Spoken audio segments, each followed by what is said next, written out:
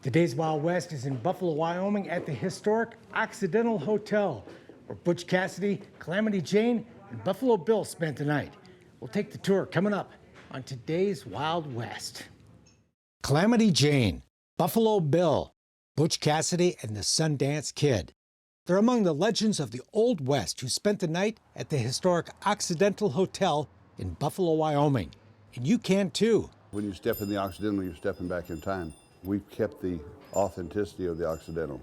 From its vintage tin ceilings to the original wood floors and complete period furnishings, the hotel is real deal Old West. Yeah, it's cool. It's like being back in old Buffalo. You're staying in a living museum. This is a living museum. The Occidental began in 1879 as a collection of tents along Clear Creek, catered to miners coming out of the nearby Bighorn Mountains looking for a hot meal and a place to stay. Well, it's one of the last frontier hotels in the United States. You know, they're getting few and far between.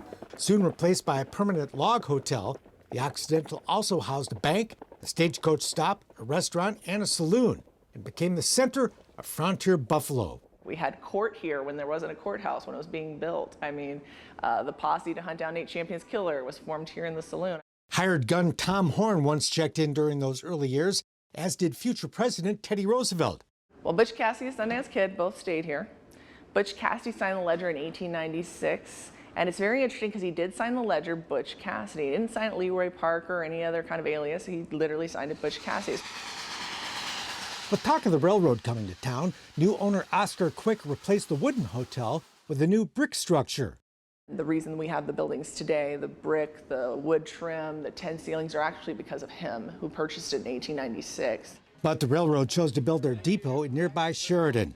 Legend says the despondent and financially struggling Quick, also mourning the death of his young daughter, lost the hotel in a poker game to ranchers John Smith and his son Al. This is how the folklore goes. There's a very fine line between folklore and history, but yeah, he lost the hotel. Al's wife Margaret was recruited to run the place while they figured out what to do with it. She never left, running the Occidental for the next 59 years. Until she died at the age of 92. Margaret Smith was an amazing woman that kept this place running all the way till 1976, and then her kids then had it afterwards. So without her and her impact, this building might not be here. Today you can see Margaret's collection of vintage 1890s clothing. It's really a beautiful part of the history of the hotel. Her quilts and other items, among the many historic artifacts displayed throughout the Occidental.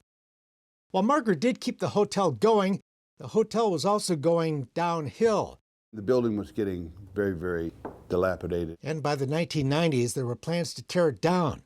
But Californians Dawn Dawson and her husband, author John Wexo, bought the building just in time. It was 8 weeks from being torn down. The city was going to tear it down. And so she saved the building.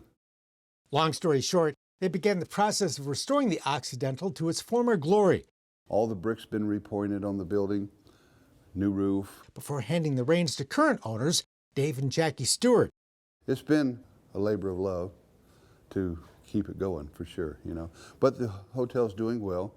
Today, the Stewarts operate a thriving, acclaimed historic hotel that attracts people from all over the world. 75% of our clientele in the summer is European. The Europeans come here for the history, you know. They want the history of the Old West, and we have it here. And the music. The hotel saloon hosts live music every night, where you can hang out at the historic bar and check out the bullet holes from back in the day and the original tin ceiling. Not to mention the food that we serve here. We've got elk and bison. And just steps away inside the hotel, you can enjoy fine dining at the Virginian, a restaurant named after the famous novel by Owen Wister, who is believed to have written at least part of that book while staying at the Occidental. Supposedly those characters are based off of locals that lived here at the turn of the century. And that big fight scene is supposedly based off of our street. Ernest Hemingway is another author who spent the night here, as did former President Herbert Hoover, who lived at the hotel for 3 weeks in 1934. More recent famous guests include singer-songwriter Michael Martin Murphey, the cast of the hit modern TV western Longmire, and actor Paul Giamatti. He just called me up one time and said, this is Paul Giamatti, I want to come and stay at the Occidental. And he came out and stayed with us for 10 days. Had a ball. He wanted to stay in almost every room. All of the rooms, in fact the entire hotel, is decorated and furnished like a period-correct Old West time capsule, but with all the amenities you'd expect in a modern hotel.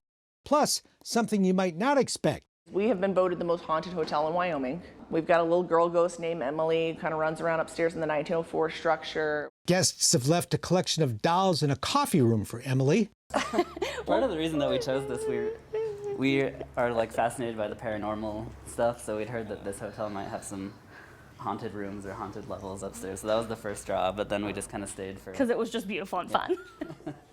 Mackenzie and Matt Whitaker never did see Emily, or any other ghost for that matter, but they did have a good time, extending their planned one-night stay to 3. No, I mean, we just kind of felt right at home as soon as we stepped foot in here, so I think that was... Not just the hotel, the whole town, everything's great. Yeah. And if you like Western history, you're in the right neighborhood. And even if you wanted to dress that and participate in our history and be an active character in your own right, you can do that. We have people that do it all the time. The site of the Fetterman Massacre, the Wagon Box Fight, and Fort Phil Kearny are just a short drive from the hotel. The Little Bighorn Battlefield, where Custer made his last stand, is just 90 minutes north. The Occidental was founded just 4 years after that most famous fight of the Indian Wars. I think it's cool to think about what this place, back in the day, what it looked like, and kind of picture that when we're here, so. Would you recommend? Oh, absolutely. Definitely. The staff is amazing. Everyone's been super friendly. The saloon's a lot of fun. We played pool. Yep. The Busy Bee next door, great food. So we've just had a really good time. Not many people get to step into a historic building of this age with this kind of culture and history, because a lot of these things have been lost.